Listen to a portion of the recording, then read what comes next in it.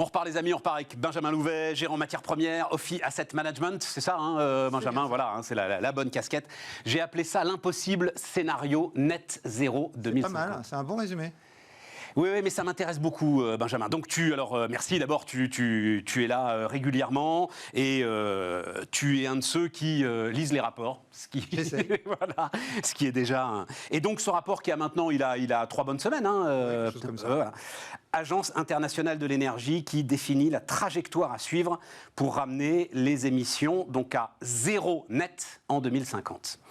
Et tu as listé, notamment, vous pouvez aller voir ça sur le compte de Benjamin sur Twitter, tu as listé une série de préalables, finalement, que met en place l'Agence internationale de l'énergie, dont tu dis toi-même d'ailleurs qu'ils sont totalement impossibles à réaliser.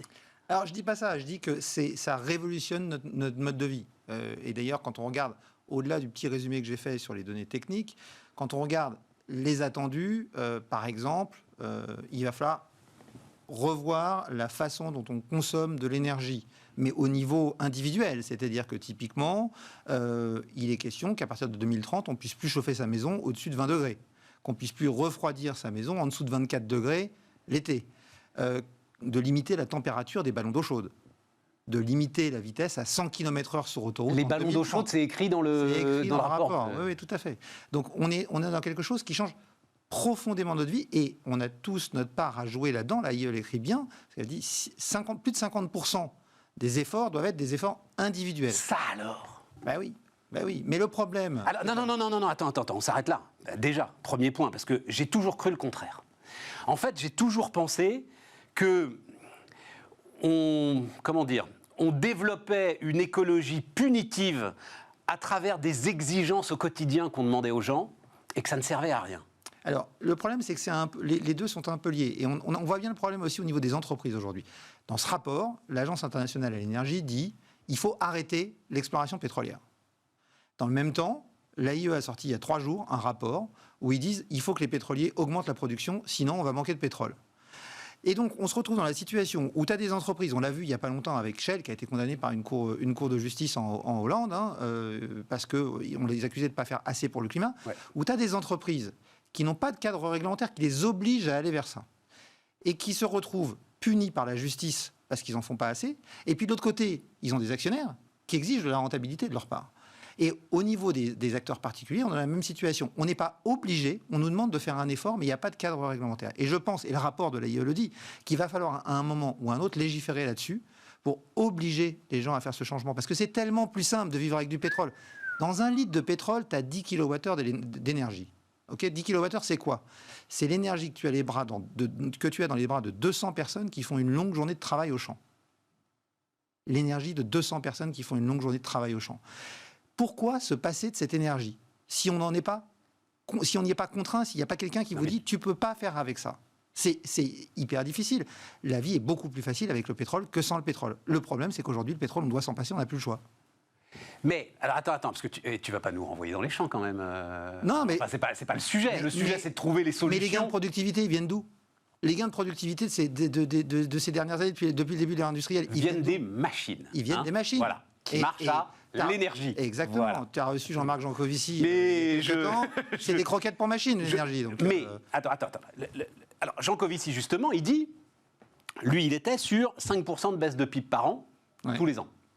L'AIE, c'est 7,5. Si on est d'accord, mais est-ce que tu reprends... Non, tu mélanges deux choses. Non, parce que c'est équivalent. C'est 7% de baisse des émissions de CO2. Oui, mais Jancovici dit CO2 égale PIB. Il y a un rapport direct entre les émissions de CO2, historiquement, et le PIB.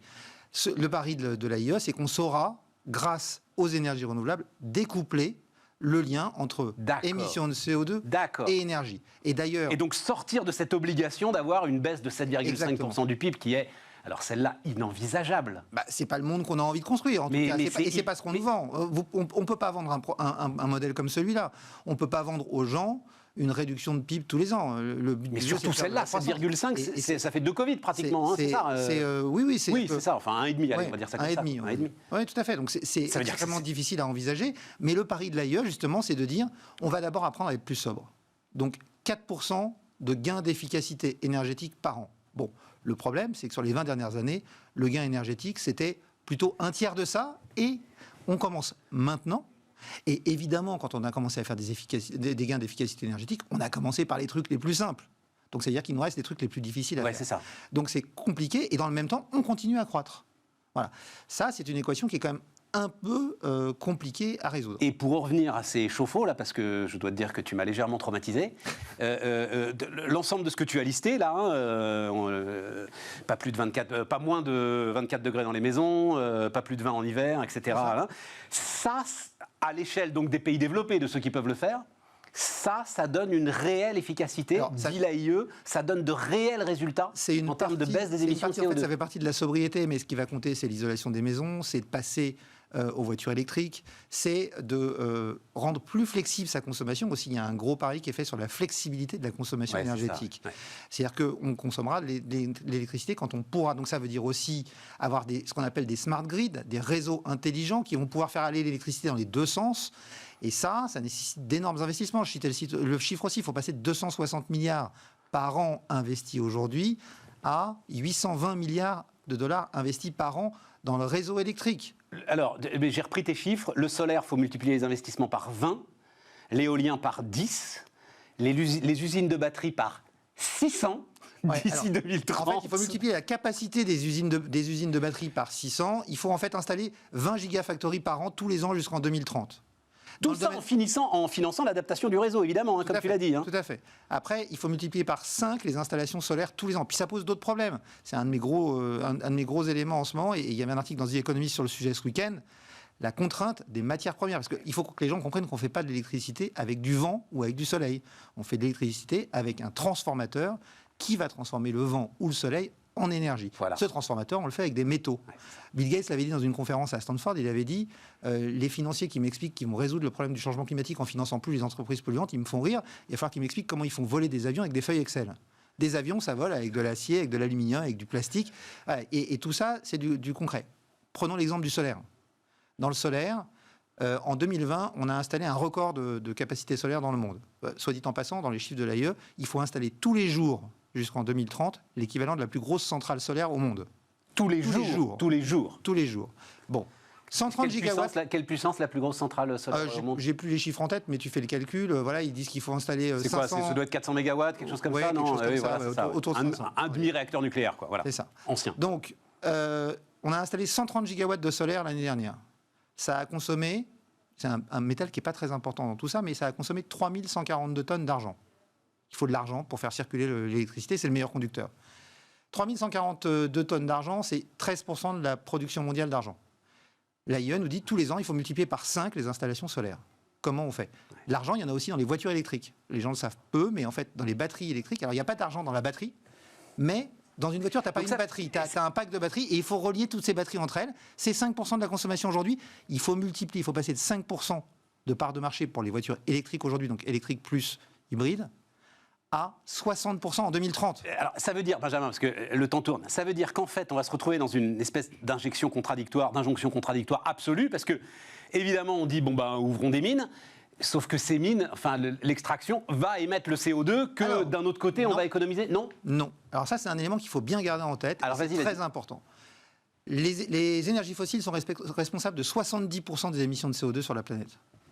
Les mines, l'extraction et le raffinage de l'ensemble des métaux est responsable de 10% des émissions de CO2 de la planète. D'accord. Donc avec 10%, on enlève 70%. Alors il va falloir plus de métaux, donc on va dire que ce n'est pas 10%, mais c'est un peu plus. Mais la deuxième chose... Mais j'aime ces chiffres justement, ça voilà, on est sur des rapports intéressants. On peut réduire les émissions de CO2 liées à la production minière. Pourquoi ? Parce que tu extrais des métaux. Tu crées de l'énergie plus propre. Tu utilises cette énergie pour extraire les métaux. Et donc l'AIE, dans un de ses derniers rapports sur les métaux critiques, disait on peut réduire d'à peu près 80% les émissions de CO2 liées à la production de certains métaux comme le cuivre et le nickel. Par exemple, tu te retrouves avec des bulldozers électriques, quoi, pour dire les choses. Voilà, c'est ça. Tu utilises de l'énergie solaire ou de l'énergie hydraulique pour faire tourner ta mine. Et puis sur place, tu as des camions qui fonctionnent à l'électrique. Mais j'ai écrit impossible. Tout ce que tu viens de décrire, ça tient debout ou ça tient pas debout ? Alors, ça tient debout. D'abord, l'AIE le rappelle, si on s'y met très vite. C'est-à-dire que là, ils disent, on n'a plus le temps, c'est maintenant, ou alors après, c'est mort. C'est fini. Donc, maintenant, ça veut dire quoi ? Glasgow, COP26, 1er novembre. Le rapport de l'AIE a été commandé par les organisateurs de Glasgow. D'accord ? Donc, ça veut dire RTE est en train de rendre son rapport aussi. Donc ça veut dire que c'est à Glasgow. Mais alors c'est qui les organisateurs de Glasgow? C'est qui les organisateurs de ces COP d'ailleurs? C'est les gouvernements. Donc voilà, donc c'est ça. les Nations Unies. Quoi, et donc là, on les met au pied du mur et je pense qu'il va y avoir besoin de mettre un gros coup d'accélérateur à cette COP. Sinon, il faudra qu'on se prépare à être résilient.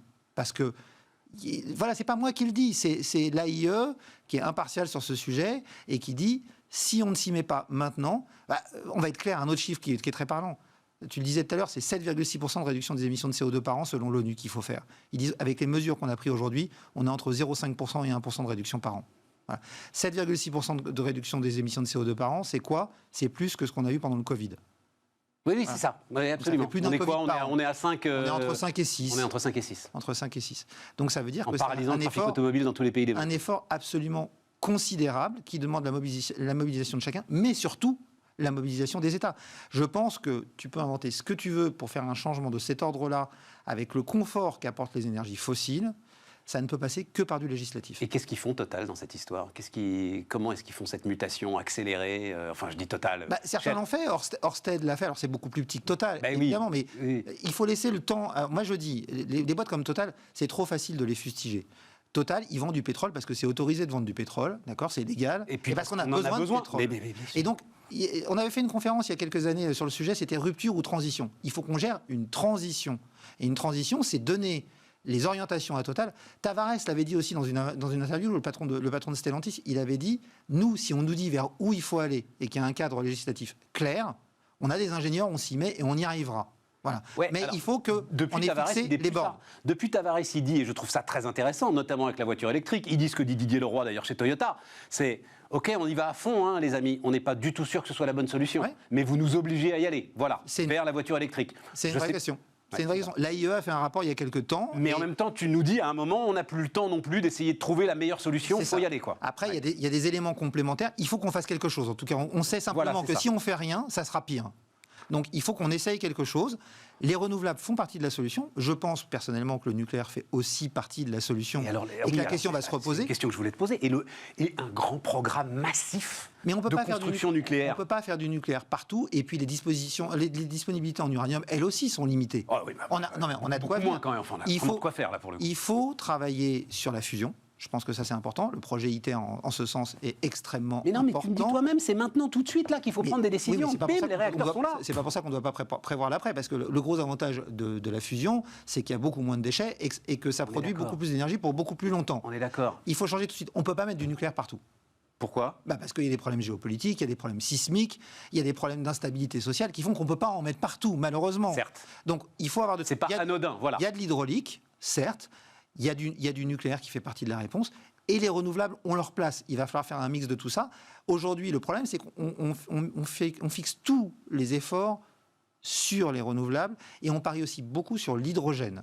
Voilà. L'hydrogène, l'Académie des technologies a rendu son avis dessus. Ils sont quand même assez sceptiques. Ils disent que ça va être utilisé pour des usages très précis. Ouais. Je veux dire, quand on regarde le rapport sur les ordres de grandeur. Tu avais eu un collectif qui avait fait un test, qui avait calculé combien il fallait d'hydrogène pour faire juste atterrir et décoller tous les avions qui atterrissent et qui décollent de Roissy tous les jours. Il fallait 11 000 ou 12 000 éoliennes ou 6 ou 7 réacteurs nucléaires. Juste pour terminer, Benjamin, et vraiment merci de tout ça, parce que le problème, en fait, c'est que c'est une guerre de religion, cette histoire. C'est qu'on est pour ou contre le nucléaire. C'est une guerre politique aussi. Oui, mais bien sûr. Politique, et notamment avec l'Allemagne. On le voit bien dans la taxonomie aujourd'hui. Avec l'Allemagne, mais même en France. Regarde en ce moment l'histoire des éoliennes. Ça y est, tout à coup, les éoliennes, ça devient un sujet politique. Les bras m'en tombent. T'étais ni pour ni contre, mais à un moment, voilà. Tu dois être pour ou contre les éoliennes en fonction de pour qui tu votes. C'est ça, mais on ne peut pas être pour ou contre les éoliennes. On est pour toutes les solutions renouvelables, toutes les solutions décarbonées. Et le nucléaire fait partie des solutions décarbonées. Et pour augmenter leur efficacité. C'est ça. Et augmenter leur efficacité, ça c'est un autre sujet aussi sur lequel il va falloir beaucoup travailler. Merci Benjamin. Merci Stéphane. Benjamin Louvet, donc gérant matières premières Ophi Asset Management, notre invité sur Bismart.